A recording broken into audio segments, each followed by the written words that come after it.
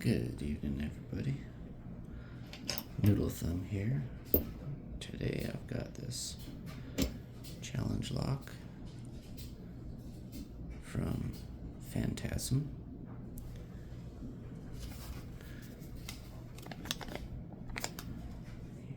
Calls this one Boneyards. And I got it a couple weeks ago. Picked it, put it away, and had been wanting to get it on film before I pass it on to the next person who is eagerly awaiting it. So, my apologies for holding up the show, but I'll try to get it on film today and then get it in the mail for you.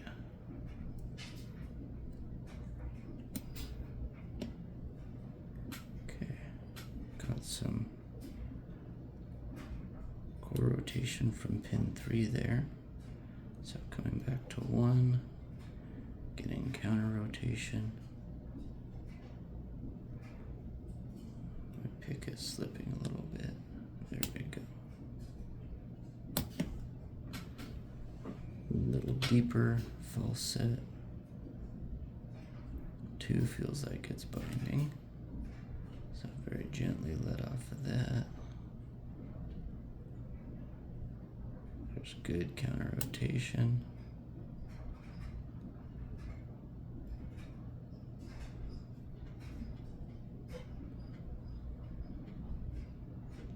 Okay, down to no tension here. Having to float. There we go. And back into a pretty deep false set.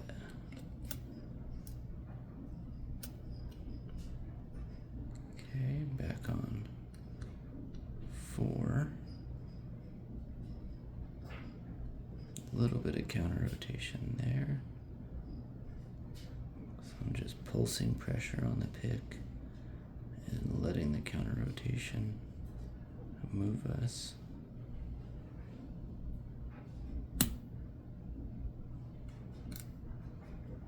And now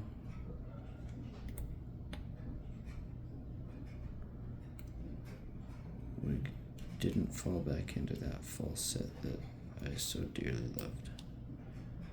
So, touching my forward pins here, see if one of them partially unset.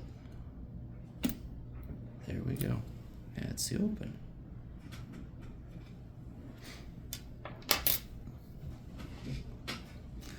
One of the features of challenge locks is that it takes a ton of effort to make one, and for each picker, typically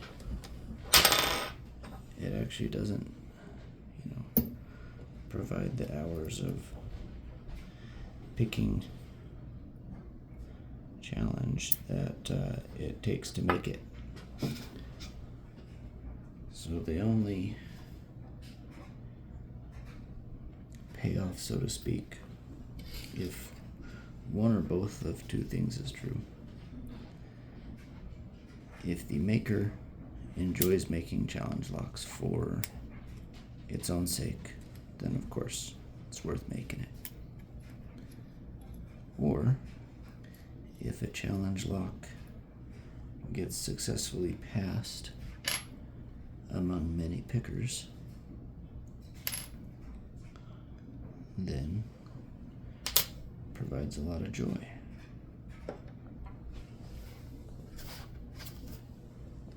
Oh, you know what? He wrapped up the key.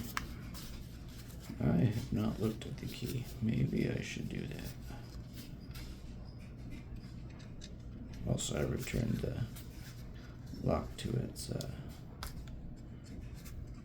closed position, so to gut it, I either have to use the key or pick it again. For the sake of expediency, I'll just go ahead and open the key.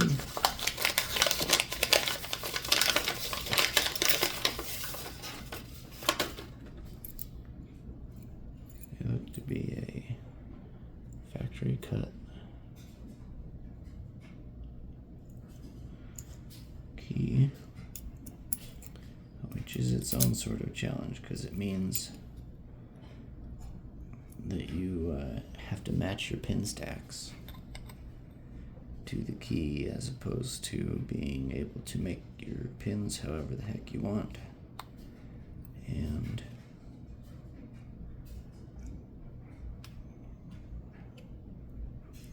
then cut your key to fit. So let's see what kind of pins we have here. I'm going to turn this around so that my chamber labels are correct.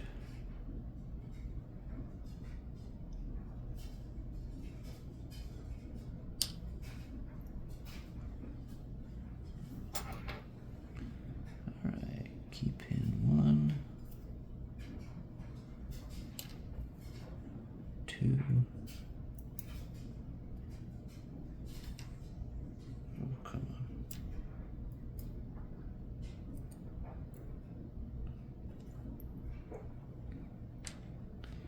3,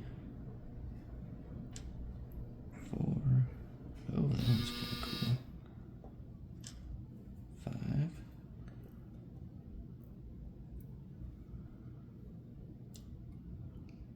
so 6 chambers, but only 5 are pinned up, which is not unusual at all.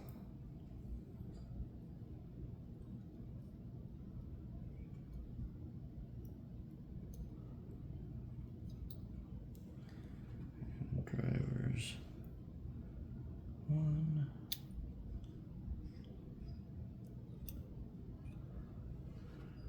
2,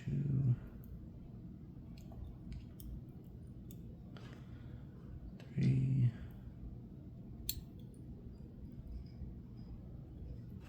4. Oh, that's an odd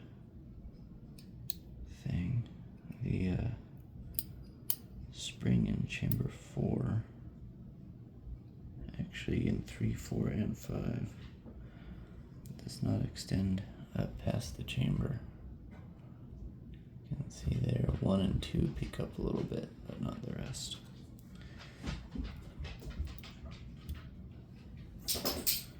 Alright.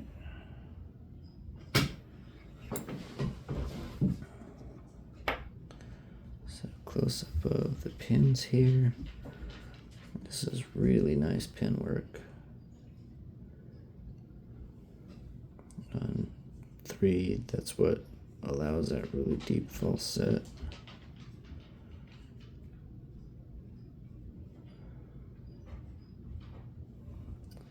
That's pretty neat. Some good serrations on the driver on 3 as well. Looking at the core,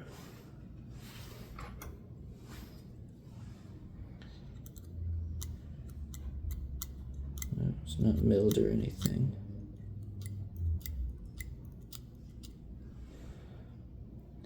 So with a lock like this,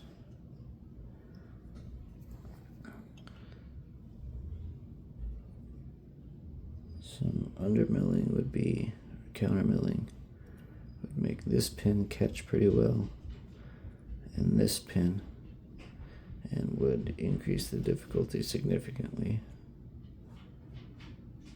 Make you have to float it a little bit more. Actually on 5 as well. I think I might have set either 4 or 5 just kind of while I was testing it before there was too much counter rotation, but overall that was a pretty nice challenge lock. I will say a couple of the times that I picked it I picked it at work today and didn't have my gutting tools, so I didn't film it. But it gave me fits one of the times, and I think it's because of the order in which I picked the chambers. Getting that nice set on 3 lays the foundation for a pretty easy pick. But if you don't do that first, I kind of got caught in no man's land. So this is a pretty neat one. Thank you to Fantasm, and you next in line, get ready. Have a good one, everybody.